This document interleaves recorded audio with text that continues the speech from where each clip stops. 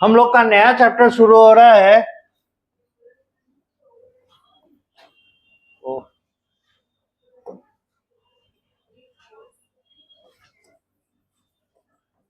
Neural control and coordination.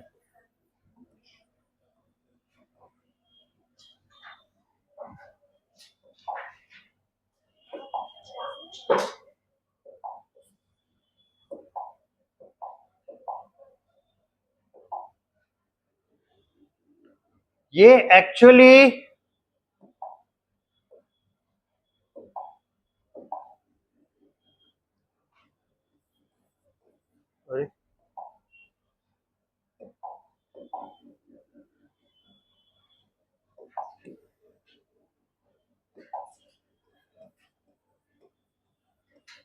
concerned with our nervous system।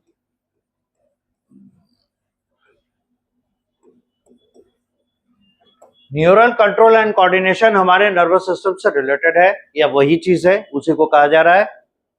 दूसरी खास बात, it works with the help of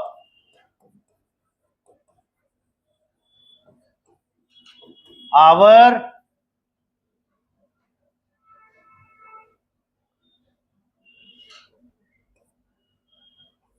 brain,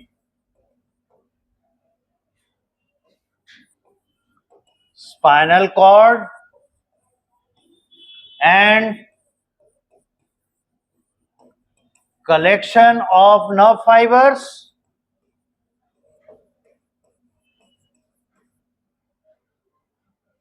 as well as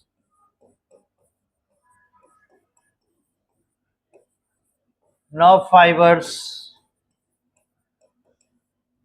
individually। ये system काम करता है ब्रेन, स्पाइनल कॉर्ड, नर्व और nerve fibre के कलेक्शन के मदद से। तीसरी खास बात, it uses to and fro movement of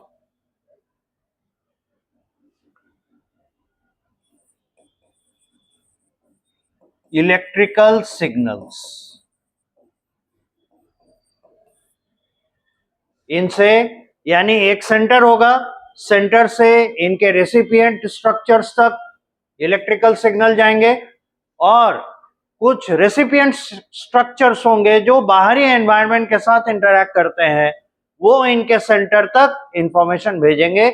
लेकिन दोनों ही समय जिस तरीके से सिग्नल जाएगा वो होगा electrical signal. This is for our concern कि इसमें इलेक्ट्रिकल सिग्नल रन करो। इनको आप पॉइंट नंबर 1 में रख सकते हैं, ठीक है। इसको थोड़ा छोटा करें तो जगह बनेगा। अब हम लोग क्या करेंगे, देखिए इस चैप्टर को 2 पार्ट में बांट कर बताया गया है। एक है स्ट्रक्चरल एस्पेक्ट बताया है और वो भी मेनली कंसर्न रहा है सेंट्रल नर्वस सिस्टम, वो भी ब्रेन से। जिसका स्ट्रक्चर बताया है वो ब्रेन, स्पाइनल कॉर्ड के बारे में नहीं, जो भी है वो हटा दिया गया है, टॉपिक में अब नहीं है, पर थोड़ा सा हम लोग उसका हिंट जरूर लेंगे कि स्पाइनल कॉर्ड एक्चुअली काम कैसे कर रहा है। So it is more concern with the CNS, central nervous system. तो जब सेंट्रल नर्वस सिस्टम की बात कर रहे हैं, इसका मतलब इसको, इसके नर्वस सिस्टम को, इस सिस्टम को यानी डिवाइड किया होगा, डिस्ट्रीब्यूट किया होगा, है ना, क्लासिफाई किया होगा। तो एक हिस्सा इसके क्लासिफिकेशन से जुड़ा हुआ है और दूसरा हिस्सा है कैसे, क्या मैकेनिज्म है जिससे कि एक जगह से दूसरी जगह नर्वस सिस्टम इंफॉर्मेशन भेजता है। तो 2 पार्ट में ये चैप्टर पूरी तरीके से सब डिवाइडेड है, ठीक है। हम लोग आसान वाला पोर्शन पहले शुरू करेंगे, classification of the nervous system, then we will see how the information can move from one end to another, right?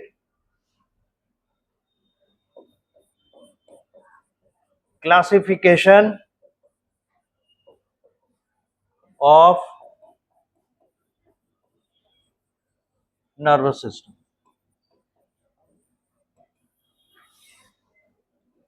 ये छोटा सा पार्ट है, नोट कीजिए।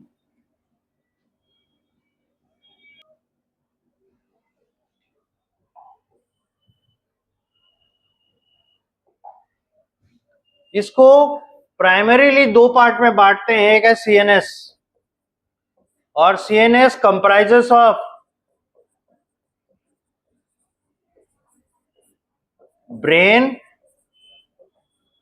And spinal cord.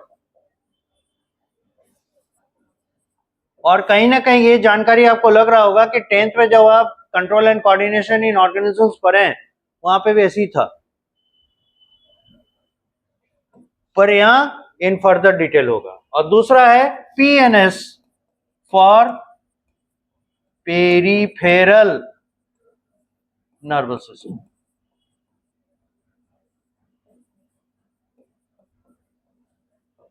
बुक कोशिश किया है जितना हो सके इसको सिंप्लीफाइड रखे।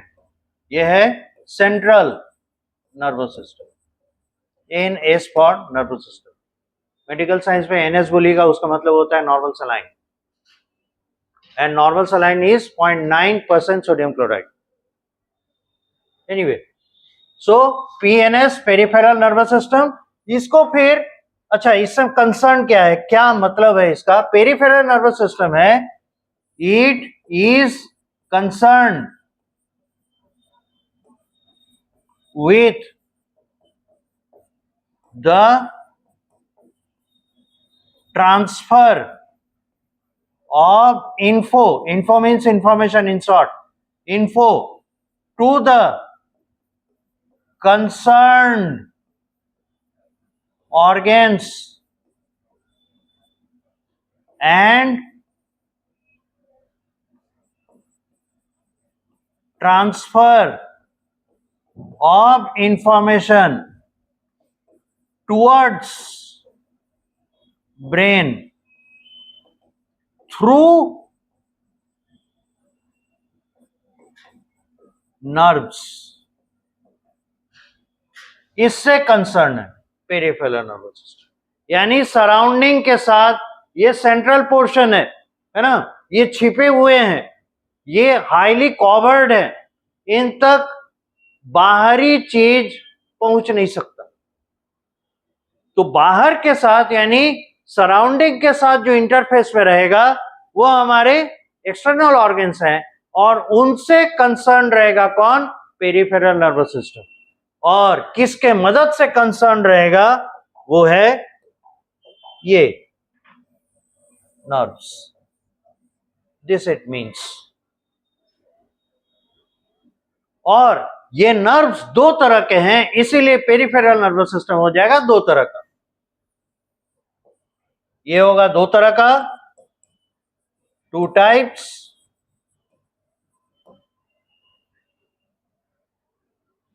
एक हो जाएगा सोमैटिक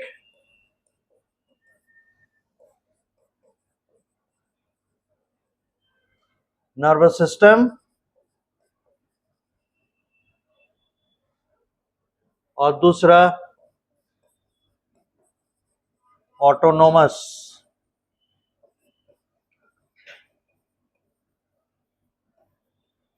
नर्वस सिस्टम।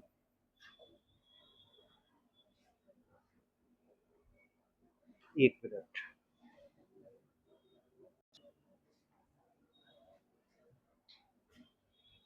अब सोमैटिक नर्वस सिस्टम ये क्या रिलेट करता है? ये है कंसर्न्ड विथ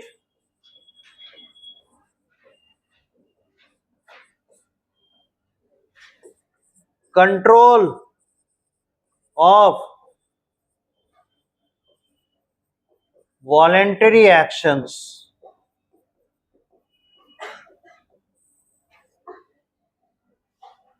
और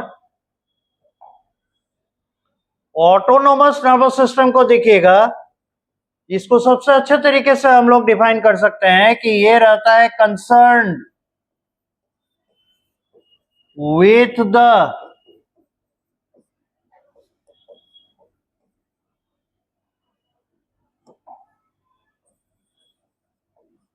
इनवॉलेंटरी एक्शंस, यानी हमारा कॉन्शियस ब्रेन जिन्हें कंट्रोल नहीं करता उनके साथ एक कंसर्न हो। ठीक है, तो ये ब्रेकअप जरा नोट कीजिए।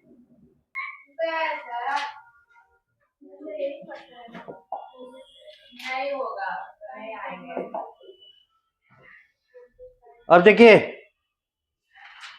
ये कंसर्न है अगर वॉलेंटरी एक्शन से, तो कौन से स्ट्रक्चर्स को ये यहां से कंट्रोल किया जाएगा? It will control the skeletal muscles.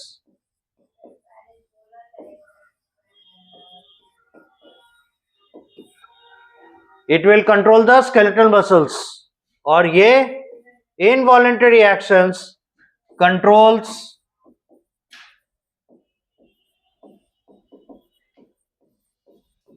visceral organs, smooth muscles,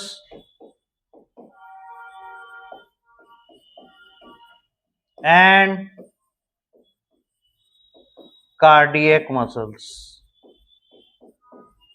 और कार्डियक मसल्स बोलने का मतलब है हार्ट, और eventually heart is a visceral organ. इसलिए इन स्ट्रक्चर्स को कंट्रोल किया जाएगा किनके मदद से? ऑटोनोमस नर्वस सिस्टम के मदद से। और इनको जो स्केलेटल मसल है, जो हमारे वॉलंटरी एक्शन हमारे इच्छा के अनुसार काम करते हैं, इनको कंट्रोल किया जाएगा हमारे सोमैटिक नर्वस सिस्टम से।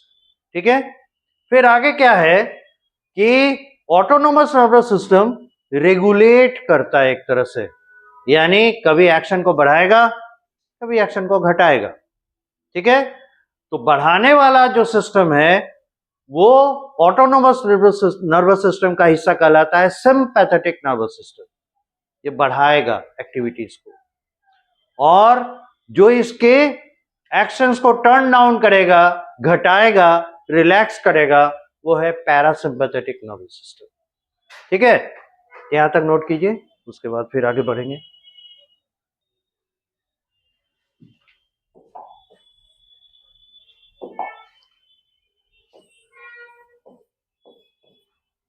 इसके दो parts,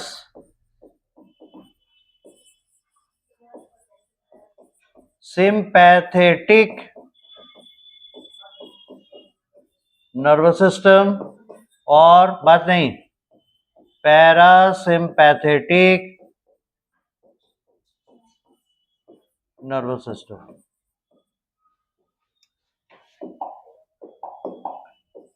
It usually enhances actions. It usually relaxes or turns down actions.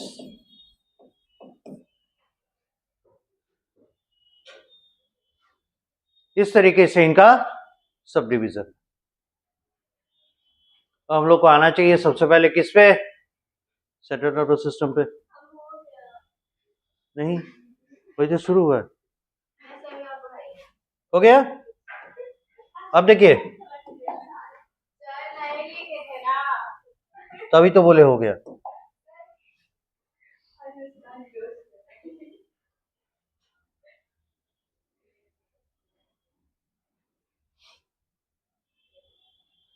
ठीक है,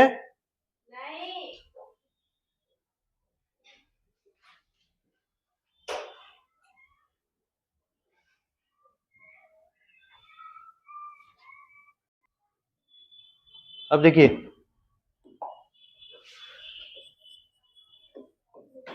सेंट्रल नर्वस सिस्टम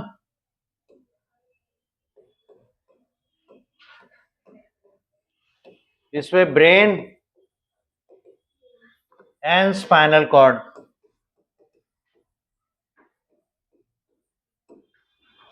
अब ब्रेन,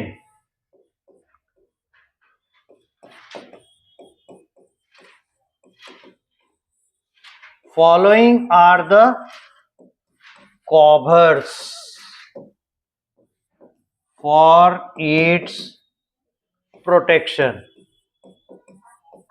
ब्रेन को प्रोटेक्शन दिया जाता है. रीजन क्या है?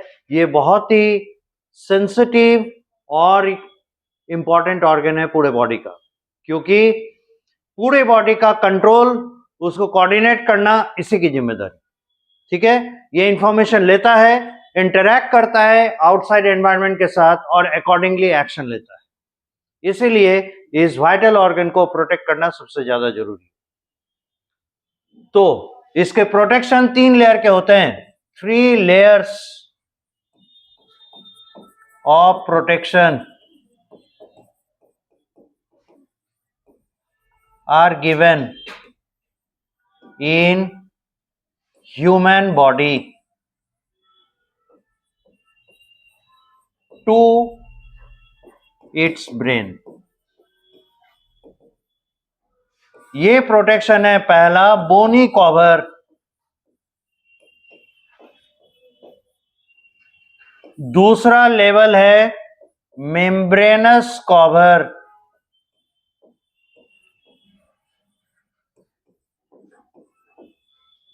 और तीसरा लेवल है फ्लूइड कवर. सबके अपने अपने काम हैं. Bony cover protects from outside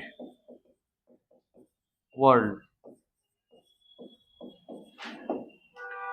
Membranous cover keeps the brain fixed at its compartment.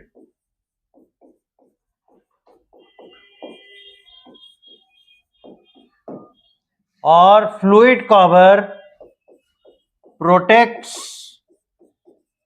from, कई तरीके से प्रोटेक्ट करता है. Protects from shock and materials